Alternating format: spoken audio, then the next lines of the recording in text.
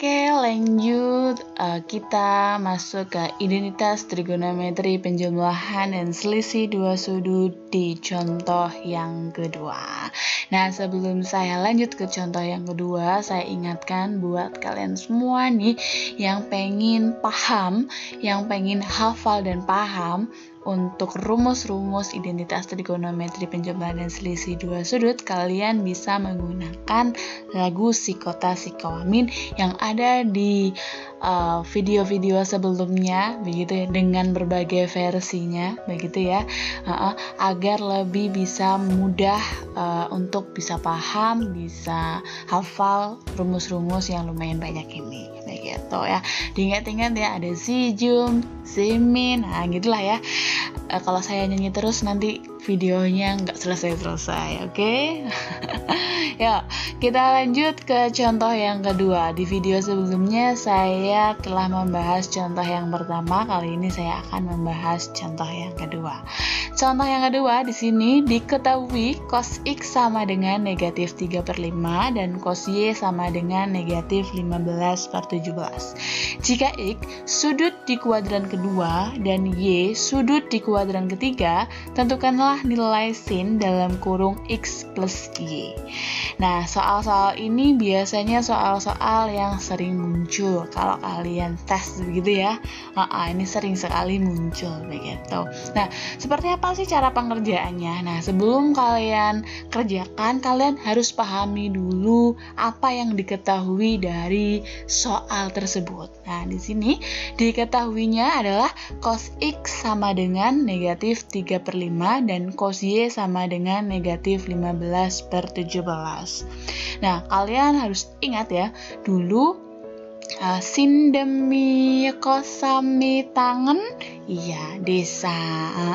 Di sini cos X 3/5 min 3/5, tiganya berarti apa? Cos itu apa? Cos tadi kosami, iya berarti sampingnya itu adalah 3, miringnya adalah 5, iya nanti dia dibuat segitiga seperti ini. Nah, gini. Jadi cos X, di sini 3-nya itu adalah samping, 5-nya itu adalah miring. Begitu pula dengan cos Y. Cos Y berarti di segitiga yang sudutnya Y. Jadi nggak sama ya, ini berbeda segitiga begitu ya, berbeda segitiga. Jadi tidak bisa disamakan begitu ya. Cos X tadi min 3/5. Cos itu sami, samping bermiring, sampingnya 3, miringnya 5. Sedangkan cos Y sampingnya adalah 15, miringnya adalah 17. Terus ini tanda negatif itu dapat dari mana, Bu? Tanda negatif ini didapat dari sini nih. Nah, jika X sudut di kuadran kedua dan Y sudut di kuadran ketiga. Jadi nih, cos X sama dengan negatif 3/5. Kenapa di sini negatif? Karena X-nya itu di kuadran kedua. Kalian harus ingat ya, di kuadran kedua nilai cos itu selalu negatif. Yes. Masih ingat nggak kuadran? Kuadran itu kan ada 4 ya, kuadran 1, 2, 3, 4 begitu ya. Semua sin tan cos, semua cinta kamu. Aduh, gimana tuh?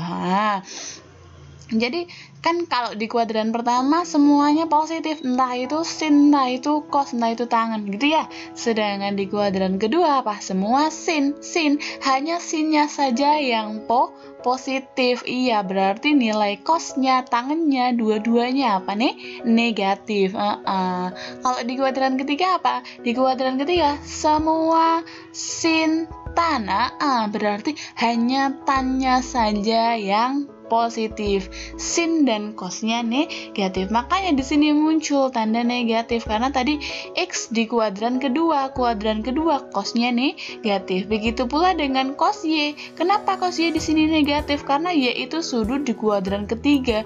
Di kuadran ketiga nilai cos juga negatif gitu.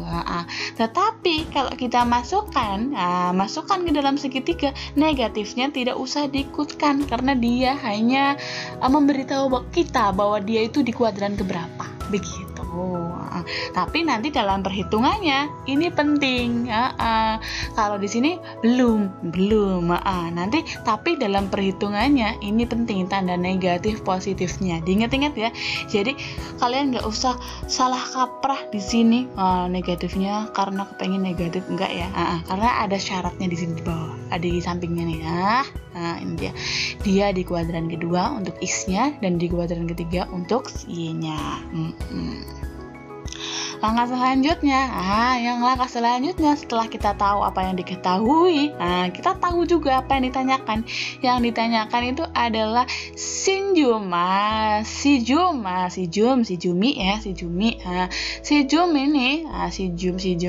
di sini di atas ya. Si Jum, si ko, jum, kosi. Nadanya nggak kayak gitu, Bu. Nadanya gimana ya? Si Jum, si ko, jum, kosi gitu ya. Si Jum, si ko, jum, kosi.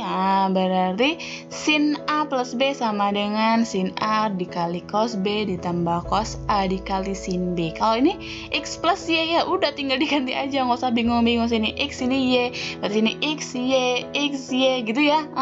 Jadi yang dibutuhkan apa? Yang dibutuhkan nanti apa di sini? Sin X. Padahal di sini baru ada cos X. Kalau cos Y ada udah.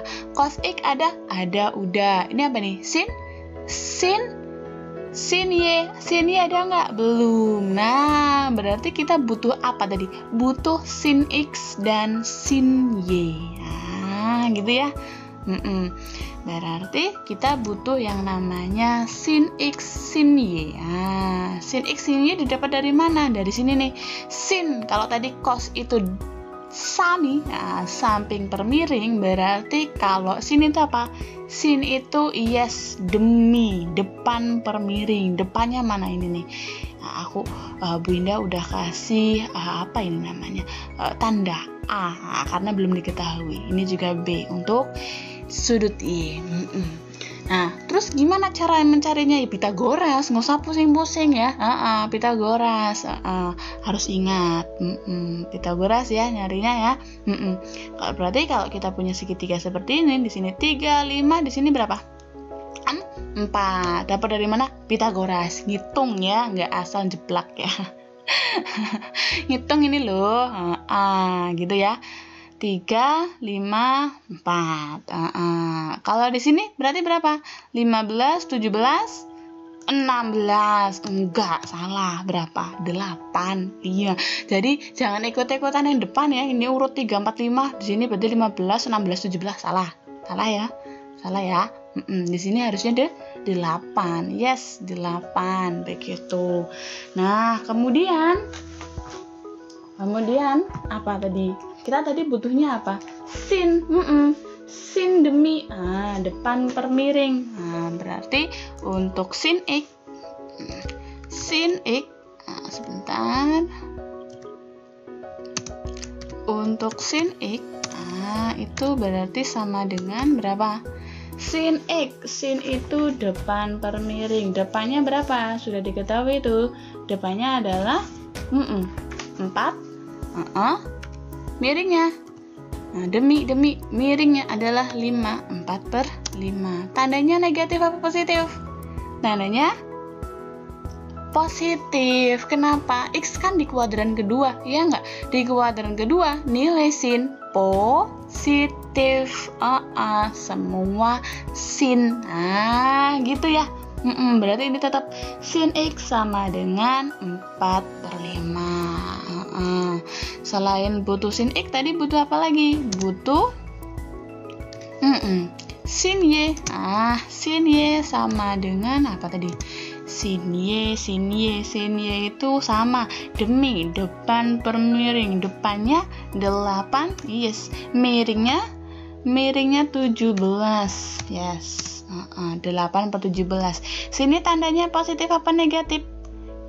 Negatif. Dapat dari mana, Bu? Dapat dari sini. Dia di kuadran ketiga. Di kuadran ketiga yang positif hanyalah tangen. Iya, sin dan cosnya negatif. Jadi didapat sin Y sama dengan negatif 8/17. Begitu.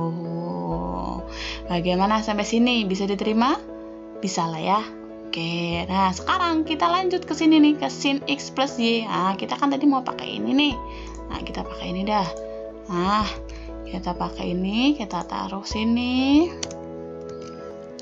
Wadah. Nah, di sini. Oke. Sin A plus B, karena soalnya X plus Y ya kita ganti X plus Y aja gitu gampangnya. Sini X, sini Y, terus sebelah sini juga sama. Sini X, sini apa? Y gitu ya. Mengikuti alurnya.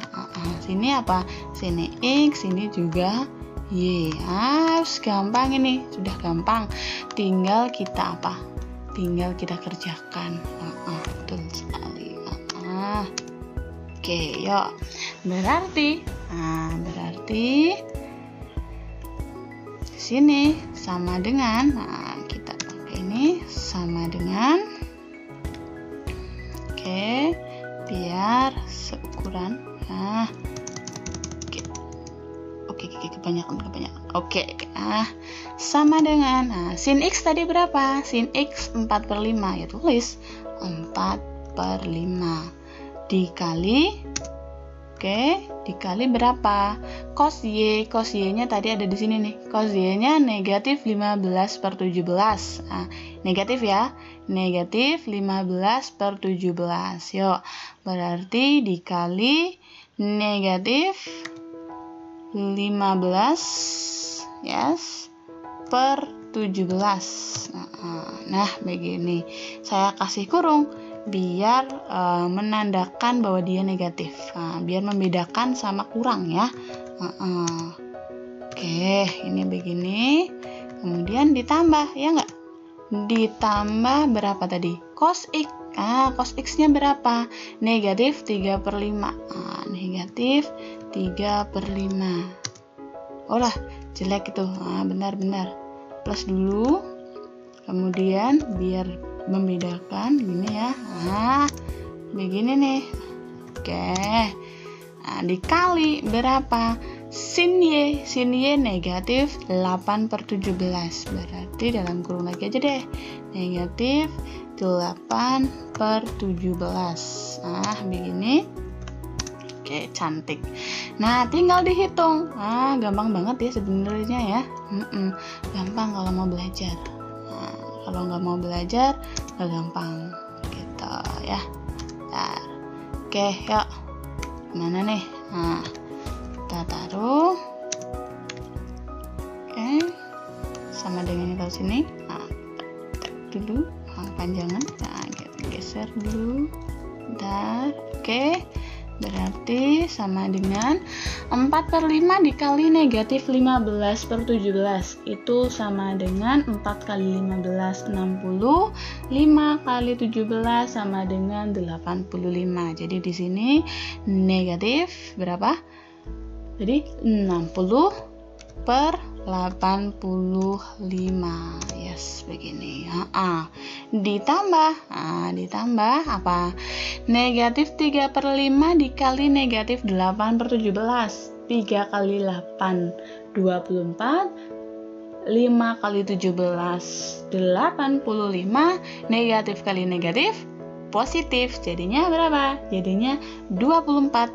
Yes, per 85. Begini ya. Udah sama penyebutnya, udah sama nih. Berarti gimana? Ya tinggal kita jumlahkan. Tinggal kita jumlahkan. Oke. Sebentar. Oke. Sama dengan berapa nih? Sama dengan berapa ya? Negatif 60 ditambah 24 berapa? Negatif? Yes, negatif 36/85. Negatif 36/85. Nah, begini selesai sudah. Oh, berarti sin X. Sin X plus Y. Yang ini nih, sin X plus Y itu sama dengan negatif 36/85. Ini dia. Nah, ini dia. hasilnya. Begitu. Bagaimana? Bisa diterima? Bisa ya, bisa sekali ya. Gampang ya, gampang kalau mau belajar. Sekali lagi saya ingatkan, kalau matematika itu bukan hal yang kamu soal dihafalkan, itu nggak bisa, tetapi banyaklah mengerjakan soal, begitu ya, biar tangannya terlatih ya, gitu. Bagaimana untuk contoh soal yang kedua ini? Bisa diterima? Gampang ya ternyata ya.